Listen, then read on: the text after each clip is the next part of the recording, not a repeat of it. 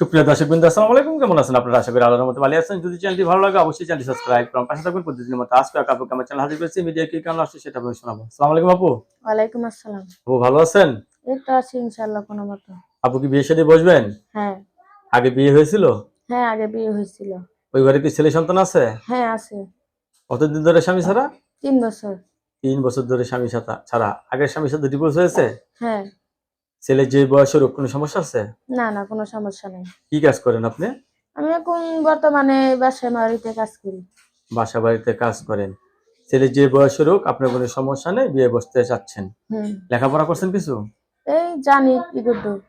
একটু একটু জানেন না? হুম। বাবার বাড়িতে থাকেন না নিজের বাড়িতে থাকেন? আমি ভাড়া বাড়িতে থাকি ঢাকায়।